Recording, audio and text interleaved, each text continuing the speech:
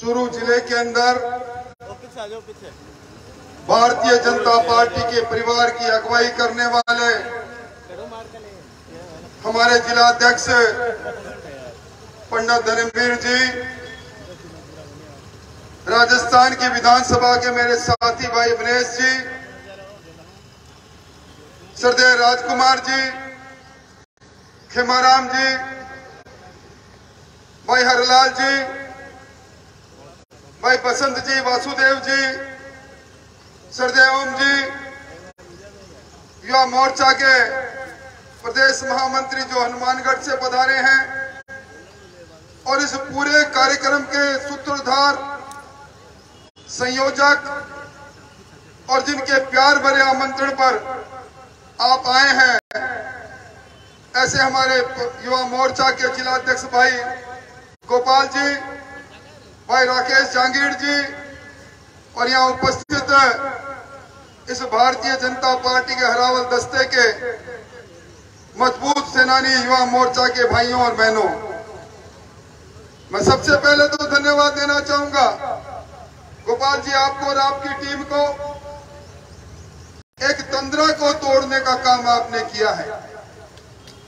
लंबे समय बाद आज भारतीय जनता पार्टी का ये हरावल दस्ता, यह अग्रिम दस्ता आज सरकार को ललकारने के लिए और जो आपके लोकतांत्रिक अधिकारों का हनन किया है सरकार ने, प्रजातांत्रिक मूल्यों को तोड़ा है सरकार ने, छात्र संघों के चुनाव को रोका है सरकार ने, इन बातों का विरोध करने के लिए आज इस ऐतिहासिक इंद्रमणि पार्क में आप इतनी बड़ी संख्या में आए। भाइयों, 2023-24 में जब गहलोत सरकार आखिरी बजट बना रही थी, उन्होंने एक ऐलान किया, मेरा बजट इस प्रदेश के नौजवानों को समर्पित होगा, युवाओं को समर्पित होगा। हम सब ने सोचा सरकार की आखिरी मोड़ पर सरकार खड़ी है, नौजवानों के लिए सरकार रोजगार की सौगात लेकर आएगी, नौजवानों का अधिकार संपन्न बनाएगी। पर ये जब देखा खोदा पहाड़ निकली मरी हुई चुहिया और सरकार के कर्मों को देखा और सरकार ने जिस प्रकार नौकरी की लूटने की छूट अपने सरपरस्ती में लोगों को दी, पेपर लीक भीख सरकार का हिस्सा बन गया। आज का नौजवान कुंठित हो गया। अभी हनुमानगढ़ से आपके महामंत्री जी आए हैं। जब अध्यापक ग्रेड सेकंड के पेपर पत्र लीक हो रहे थे, उसके तीसरे दिन नौहर के अंदर, मंदरपुरा के अंदर एक नौजवान फांसी के फंदे पर चूमकर अपने जीवन को समाप्त कर रहा था, कन्हैया लाल पारी, और उसने अपने अंतिम सुसाइड नोट में लिखा, पिताजी आप धान मंडी में बोरी उठाते हो, आपने मुझे ट्यूशन करने के लिए, कोचिंग करने के लिए सीकर भेजा, पेट काट के आपने कहा बेटा इस बार क्रैक कर देना सेकंड ग्रेड टीचर के एग्जाम को, तू पास हो जाना। मैंने भरपूर मेहनत की। मेरे मरने के बाद अगर प्रश्न पत्र जो मैं करके आया हूं इसके नंबर बाहर आए तो देख लेना, पिताजी आपका ये बेटा 90% अंक लेकर आएगा। राज ये पेपर लीक हुआ, अब पिता की कमर पर ये बोरी देख नहीं पाऊंगा, आपकी आंखों को उदास देख नहीं पाऊंगा, जीवन से जा रहा हूं, मुझे क्षमा करो। कितने नौजवानों के अरमानों को लूटने का काम इस सरकार ने किया। आरपीएससी के अंदर बाबूलाल कटारा को नामजद करते हुए राजस्थान के मुख्यमंत्री कहते हैं ये उत्कर्ष शिक्षक है, उत्कर्ष समाज सेवी है, यह काउंटर सर्विस में आदित्य इसकी नौकरी रही है। और वही बाबूलाल कटारा अपने भांजे के साथ पेपर चोरी करते हुए, पेपर लीक करते हुए आरपीएससी में पकड़ा जाए, इससे ज्यादा शर्मनाक बात क्या हो सकती है। कौन है ये गोपाल केसावत?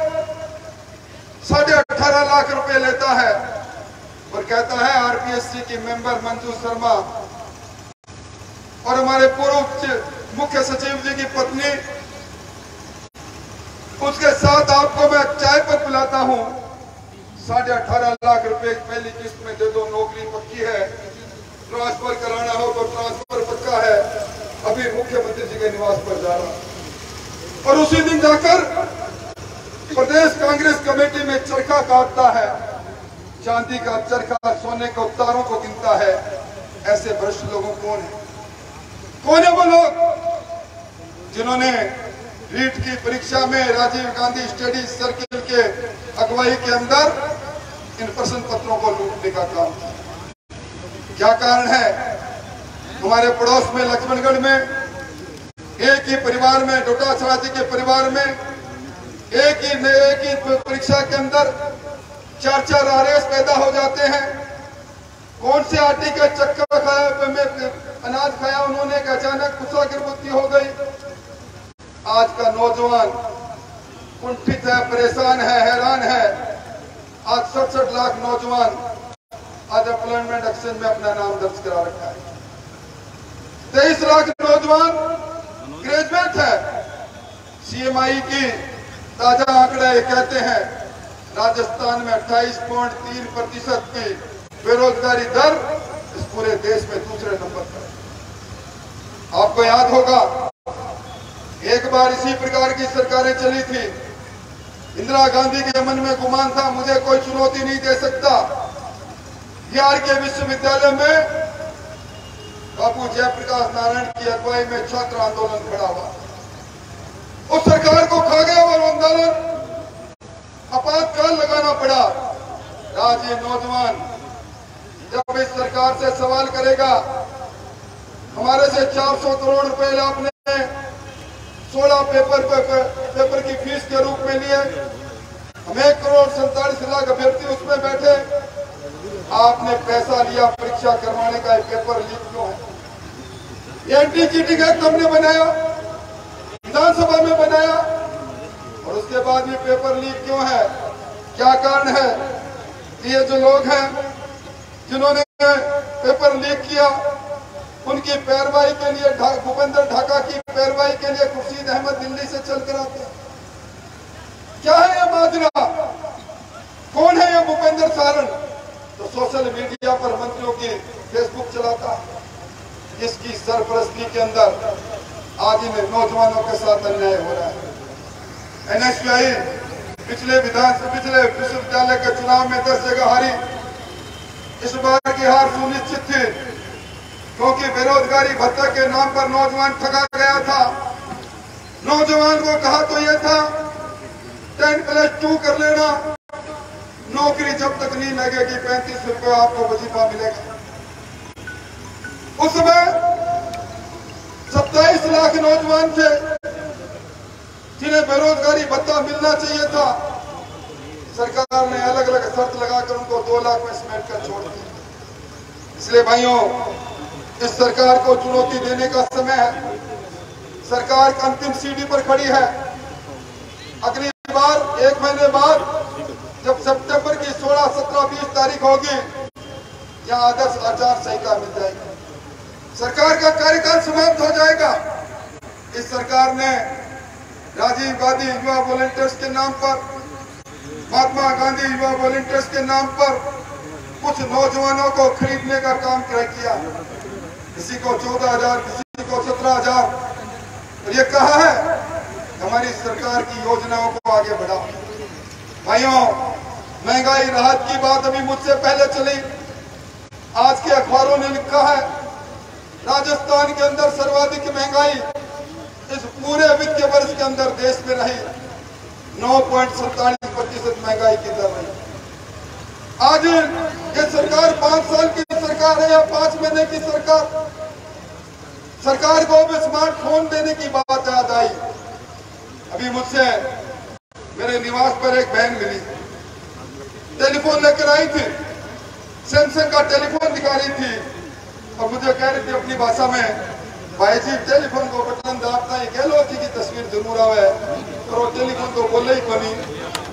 मैं तो भाई केक लगी टेलीफोन को कब मैंने मौको लाग्यो तो मैं थानी सोगन का को कह लो गलती क्यों तो मैं फेंक के मारूंगा ये हालत किस प्रकार के नकली टेलीफोन बांट रहे यहाँ बैठे हैं लोग। ये अन्नपूर्णा किट इसी चोरों में बांटी गई थी, 4 दिन पहले बांटी गई और कुछ घंटों में कहा कि नमूना फेल हो गया, वापस मंगाएंगे। अगर ये इसी प्रकार का अनुमानित लोग चीजों को बांटकर हमारे स्वास्थ्य के साथ खिलवाड़ करेंगे। इन्होंने कहा 100 यूनिट बिजली फ्री करेंगे, आपका बिजली का बिल आ गया होगा, अब ढकोसला कर रहे हैं। इसलिए भाइयों लंबी चौड़ी बात नहीं, जिस शासन के अंदर सचिवालय के अंदर अलमारी सोना उगलने लग जाए, नोट उगलने लग जाए, तब तो ईडी आई है। ईडी ने कल नोटिस दिया है और अभी आपने कलाम इंस्टीट्यूट पर ईडी के छापे की बात सुनी होगी, प्रिंस की सुनी होगी। कई चेहरों के नकाब उतर जाएंगे, कई चेहरों की बात सामने आ जाएगी। इसलिए आज आपने इस आंदोलन के माध्यम से इस तरुणाई को सड़क पर आने का आह्वान किया। मैं युवा मोर्चा को धन्यवाद देना चाहूंगा। आज कोर कमेटी की मीटिंग है, अपने प्रभारी प्रहलाद जोशी अरुण सिंह जी जयपुर में है। मुझे 1:30 बजे 2 बजे तक पहुंचना था, पर मैं आपके प्यार को रोक नहीं पाया। और मैं निवेदन करूंगा, ये हुकार आपने भरी है, आपके कदम रुकेंगे नहीं।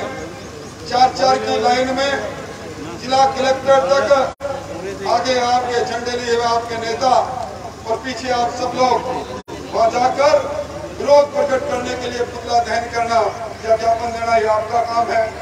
मैं ये कह सकता हूँ, ओम जी ने जो बात कही दीवार पर लिख देना, ऐसे पूरे जिले के अंदर कांग्रेस का विधायक बताना और मेरी कोठी से 1 लाख रुपए इनाम का ले जाना। सुपना साफ होगा इनका, सुपना साफ होगा इनका। इसलिए कह रहा हूँ, कोई अपनी भाषा में मारो बचीड़ो जोरासू, मारो बचीड़ो जोरासू, मारो बचीड़ो जोरासू। चलो जवानों हल्ला बोल, सरकार के खिलाफ हल्ला बोल, चलो जवानों हल्ला बोल, सरकार के खिलाफ हल्ला बोल, चलो जवानों हल्ला बोल, हल्ला बोल, हल्ला बोल, सरकार के खिलाफ हल्ला बोल, हल्ला बोल, हल्ला बोल। बहुत बहुत धन्यवाद। चलिए चलते हैं कलेक्ट्रेट की तरफ। अभी आए हुए सभी